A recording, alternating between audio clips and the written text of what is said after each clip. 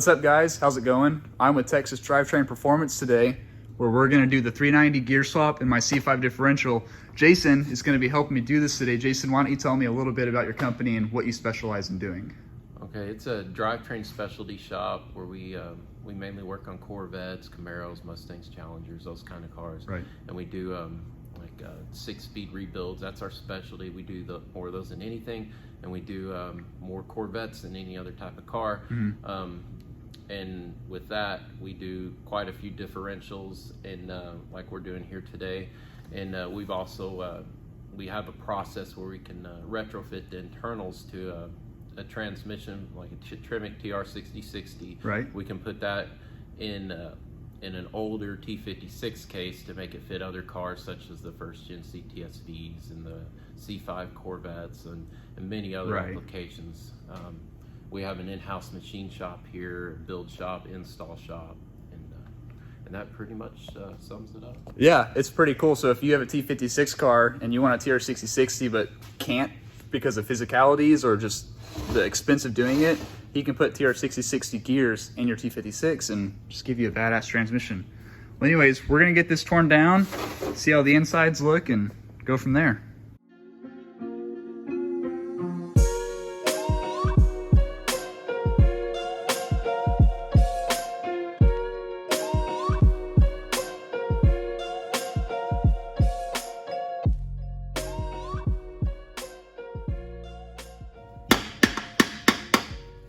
Whenever you first open these up, is there anything in particular that you're looking for, or is it just to see what you get? Not in particular. You just have to make sure to evenly separate these and just lightly tap it to break it apart. And once you get this cover off, there's actually a magnet there that we'll be able to see that, and you'll be able to see if there's metal flakes on it and that kind of thing, or something had broken and stuck to it. Oh, okay, cool. So I just kind of gently pry this out. There we go. Some fluid mixed with water, looks like. So set that aside. I will need a bath after all.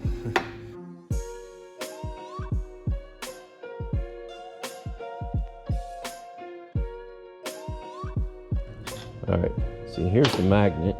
You can see how there's some metal flakes on there. See that? So wipe it off. It's just the metal paste. That's kind of a lot. Actually pretty normal to have some on there. This seems to have a little more than normal. That's a pinion and it's housing there with the bearings. Pinion shim right there. I see what you mean now and how big the C5 bearings are compared to other stuff. Yeah, they do have a really good sized bearing. The same bearing they use in some of the truck rear ends of 3/4 ton trucks. Yeah, earlier at lunch today, Jason was telling me how normally when you rebuild these C5 diffs, unless they're really high mile abused cars, the bearings you really don't ever have to change because just look at how big they are. Compared to other differentials, their actual surface speed is a lot lower because of the size of the diameter. And because they're so big, obviously they distribute the load, so they should be good to go.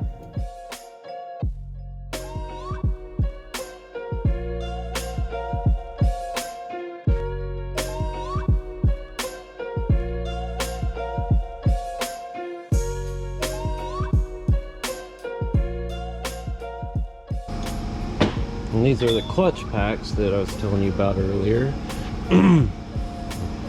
These are actually in really good condition. You can see where the part where it wasn't touching is towards the middle versus where it's riding right here. You can barely feel a little lift difference there. So these they have minimal wear. So that's good to see, because actually the story on this car was I bought it from a high school friend who had it for a year, and he bought it from a guy in Waco who was the second owner who drove it from California to Texas every other weekend. And so if it's all just highway miles, that would make sense. Cool. It's good to see. There's a C5 thrust washer, C6 thrust washer. And so the wider spring apply area just puts spreads the pressure better It on the actually discs, takes, or? whenever this is bolted together, when these case halves are together, it actually compresses this. And whenever it compresses it, it puts pressure on the clutch packs, and that's what holds everything locked up when you drive the car. So this spring here takes a lot more pressure to collapse than this one does. So therefore, this one holds a lot more pressure. So it transfers the pressure better into the clutch pack, you could say? Yeah, definitely. Kind of. It holds it tighter. It holds Okay. everything tighter. And these are notorious for getting cracks and broken. As you can see, this one's not broken, but it's really common to find these with cracks in them when you take these apart. And when that happens, these clutches don't have anything holding them still, and they'll spin around and damage the inside of the housing here, like in this area. And this is absolutely perfect, though. This looks pretty good. So Cool. we still have to disassemble this side, though. That's where this special tool here comes in. This compresses the spring down, like I was just saying. There's another one of these right here that's directly under this gear. So when I put pressure here in the press, it compresses that washer. Then I'm able to remove this this pinion shaft right here. Well, cool. So we'll go to the press. So compress that down. I'm compressing that thrust washer just by doing that. I can see it. So when that compresses, I can move this right out. Like there. That's all it takes. Wow. Well, that's pretty cool. Yeah, when I was originally researching this job, I realized that there are an exponential number of tools required specifically for the C5 housing because of the way it's all packaged and everything. Yeah, it does definitely take more tools than most other rear ends. Okay, these are the spider gears. They're in good shape. Nothing's wrong with those. Just set those aside.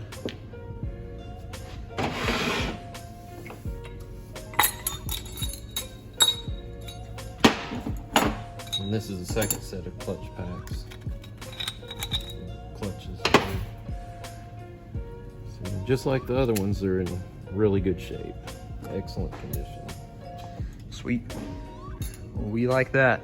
And your other thrust washer's still intact. So there's that.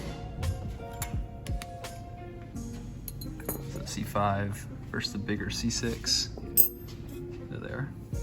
It's pretty cool to see the difference. And the next will be the pinion housing.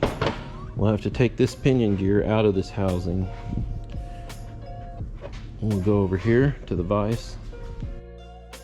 Okay, this is a pinion and its housing. That's the nut holding the pinion in right there. It takes a big spanner type socket to get that loose. And so this is held on here with this special splined tool here. Gotcha, so that holds the pinion gear. It fits in right here into these splines. Gotcha. Holds it still just like that. So this whole big ring. Oh, okay, I see it now. Yeah, it's under just the a big threads. nut is what it is. Wow, Okay, let me get it. that's loose. massive. How tight does that go to? Oh, it takes about all the pressure that you can hit it with. It takes a lot of pressure. Here's the threads for the receiving end of that big nut Jason was just explaining. Pretty wild. Yep. That chisel to de-stick the nut.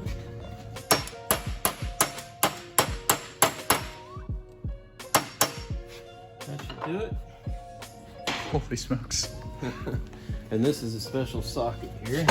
This is actually a socket that we made here in our machine shop to get this nut off, because a factory one has proven to be inadequate. So Breaks all the time. Yeah, they don't last. You can take off the nut a few times with it, but that's about it.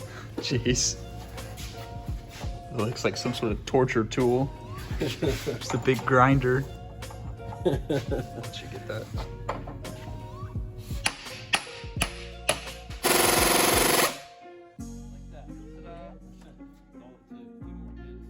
That didn't fight us at all. Cool. So here's everything torn out. Here's the bare case. Differential units torn apart. The old ring gear. One of the axle shafts. Some other stuff, I don't know exactly what it is, but...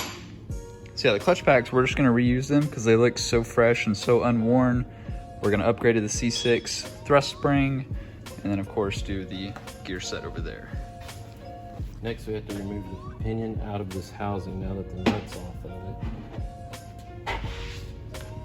Same tool? Yeah, the same tool is used here.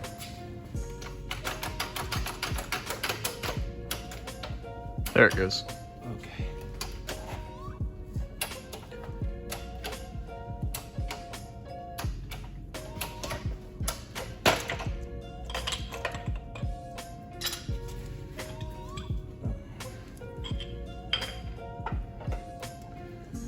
Alright, here's the pinion housing, pinion bearing, the pinion spacer. We got one more bearing to take off. Gotcha. Yeah, so again, because these bearings are so big and strong, there's no reason to replace them on this car.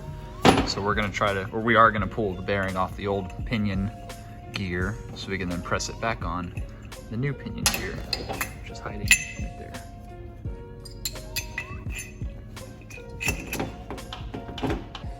This tool is used again.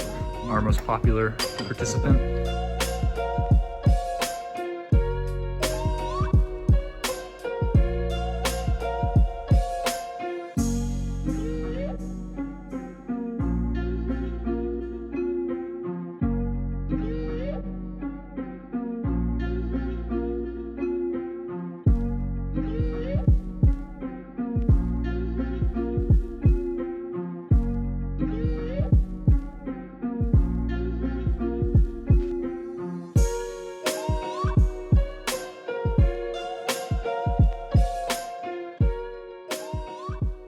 Okay, so now that everything's cleaned up and disassembled, we're gonna put the new gear set, which is hiding over there, into the case with the OEM configuration, run a pattern on it, check our heel, toe, backlash, everything, all that fun stuff, and then go from there. Yeah, we'll assemble everything, put the pinion back in the housing, the differential back together along with the C6 thrust washers, new ring gear, put all the shims back where they came from, and that'll be a starting point. And then once we get to that point, we'll make sure that we have enough backlash to run a pattern, and then we'll adjust from there. Cool, sounds good.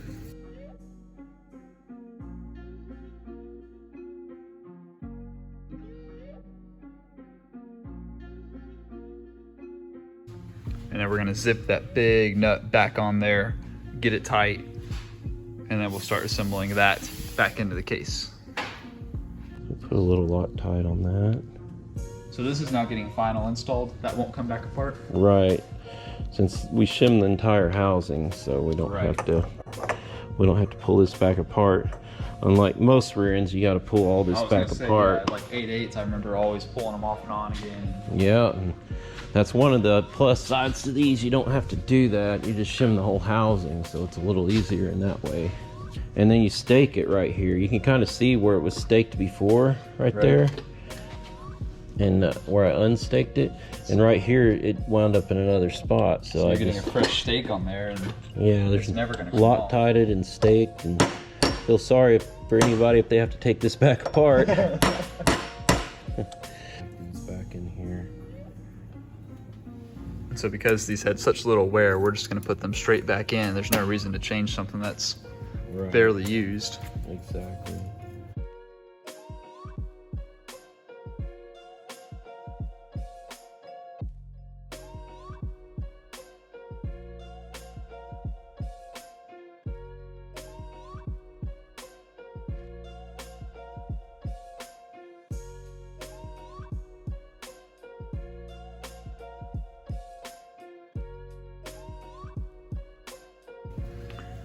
There it is, the new ring gear going on. This unit's also gonna be final assembled, right? Like it's done, ready to go, and then we just start measuring stuff in the case. Exactly. Yeah. Crazy. How it goes from all those 100 parts to just one big unit. So the shims go under the race right there, and that's gonna basically affect the clearance that the ring gear has inside of the case in relation to the pinion gear. Right. Hiding over there.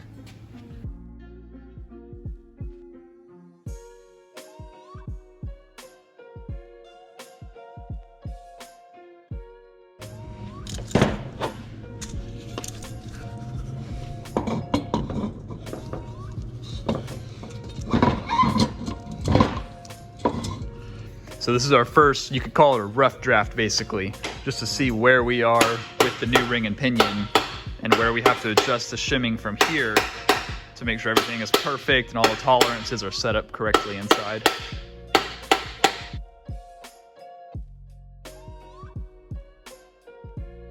This is where the stack of shims goes.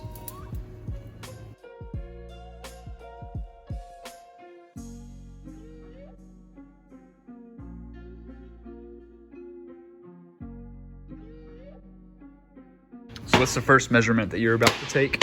This is a backlash. It's just to see if we're in the ballpark to get a good pattern check.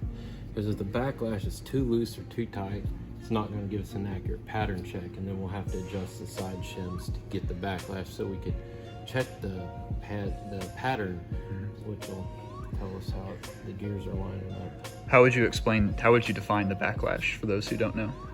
That's the amount of clearance between the ring and the pinion. It's supposed to be, they call for 8 to 12 thousandths on this particular gear, but we usually set it in the tighter end of that. We set it between 8 and 10. So your tolerance is a little tighter than what the OEM gives you?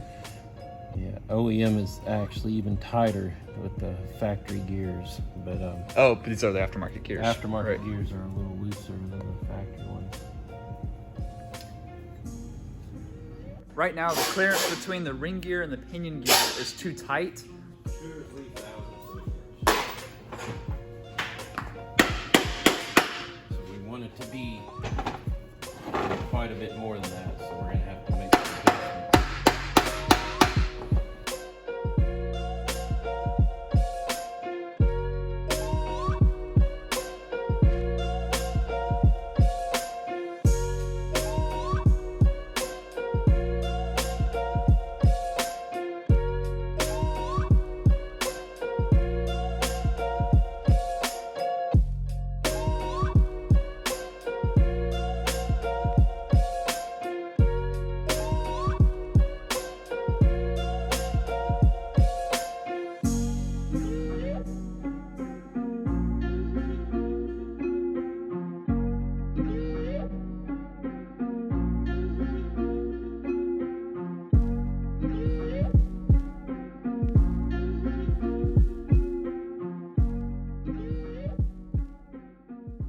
All right, now that we reshimmed the housing, we're gonna check backlash again and see if we can get it to come into spec here. It's about 8,000, so I'm getting 8 to 9, so that's actually pretty good. I would normally check in about 3 or 4 places in the final assembly, but since this is just to do a pattern check, we check in a couple places. Cool. Next, paint the teeth and do a pattern.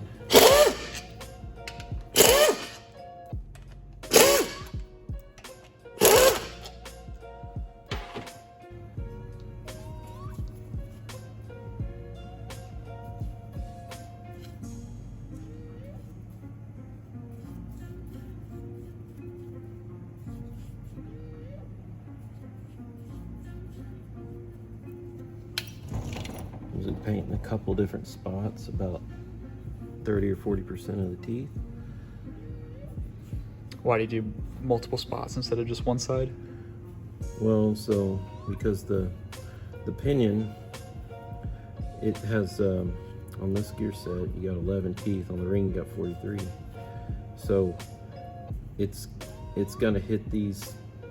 It kind of makes it more consistent, you know, like it's evenly hitting each side. So when you roll it through, it's for sure gonna get all the teeth. It's like you don't have to literally paint them all, because you want to leave some unpainted because you want to see the pattern it puts on the unpainted teeth too. The transfer from it, okay. Yeah, not just the painted ones. So we look at Gotcha. both. And we look at the ring and the pinion, and not just the ring.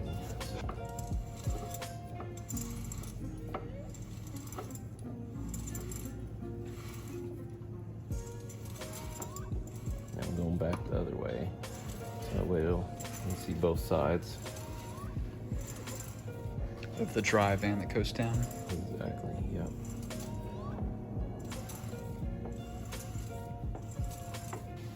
So what are we looking at?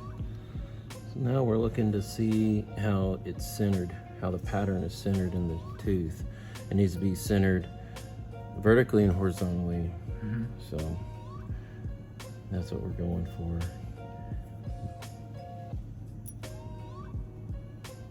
And this is the coast side right here, looking from this angle, the more angled part of the tooth. Okay. Which it actually looks really good. Yeah, the coast side looks dead on. Yeah.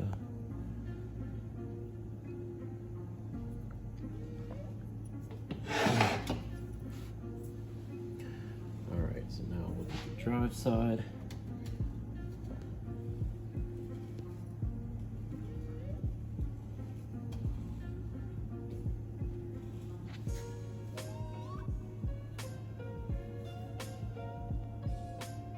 You can see how these teeth, you can see how the pattern's kind of more towards the top of the tooth on every one of them. So it's almost coming off the top. Like you see a lot of paint below the pattern where where it took the paint off, but you can see it's right at the top. So that tells me it's a high pattern. It's like, yeah, the coast side looks excellent, but the drive side looks a little high. So, and that's pretty common. That can happen. Or sometimes both sides look the same, or sometimes they're off a little bit. And but that means we're gonna have to. That means that that the pinion is too far away from it right now. We're gonna have to move the pinion in closer to the ring to get the pattern deeper in there, which means we're gonna have to take out some shim. Change the backlash also. Yeah, and by moving it closer, that's gonna tighten up the backlash too. Right. Like right now we're getting 8 to 9 thousandths of backlash, so right. about 8.5. Well, that it may affect it, it may not, but it's likely to bring it down to probably 8 or so, or maybe even 7, and then we're gonna have to fix that. So would you try to hit both of them at the same time, or are you just gonna tackle one at a time and then go back to backlash? No, we'll do all in one. We'll try to compensate for it. If it's just a little pinion depth that we're changing, then I'll just leave the backlash alone and see where it ends up. But if it's a lot, like we're moving at 6 or 8 thousandths, then for sure it's gonna throw the backlash off. So I'll go ahead and counteract it. That. But considering the coast side looks so good, it's probably not that far off, because it is starting to go down into the tooth. It's just a little high, so that's probably going to be about 4 thousandths or so that we're going to change it, and we'll see what that does. Cool. So, get back to it. I think this is a part that nobody likes. Why people don't like to do rear end work, because you have to do it again over and over. You can't just put it in and be done. So repetitive, yeah. Yeah. People like things that you can just bolt in and be done, but no, this doesn't work like that. It's easy just to put gears in, but yeah, that was the easy part's already done. See, I'm just cleaning off the teeth that didn't have paint, because I'm just going to repaint the teeth that we already painted last time. Right. So I'm just getting that ready.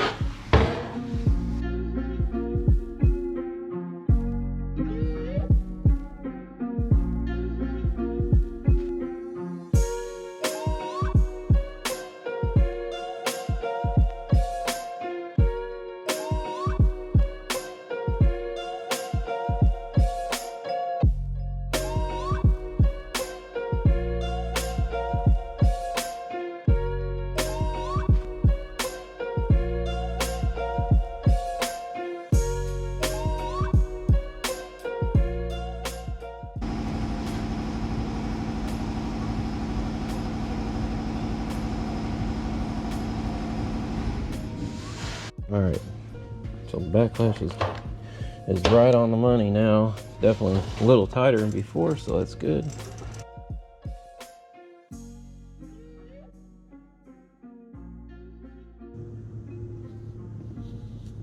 Yeah, coast looks picture perfect. I mean, look at that.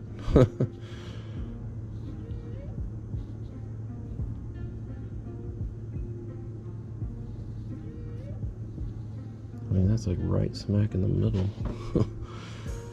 Okay, after setting up the shims, we finally got the pattern perfect, I guess you could say. And we're gonna final install everything, put the new seals in it, O-rings, get this thing slammed back together.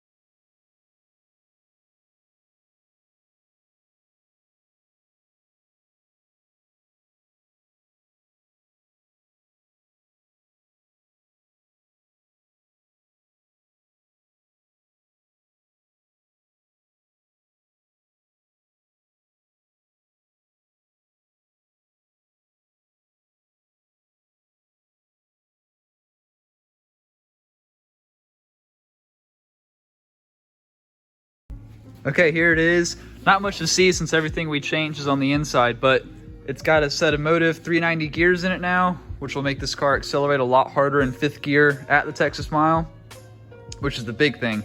So I'm super excited to get back there in March to test it and see the difference it makes. Thank you very much, Jason, for sticking with me as long as we've been here farting with this thing. But it's perfect now. And so I've got a good drive ahead of me, so thank you for watching, and I'll see you guys next time.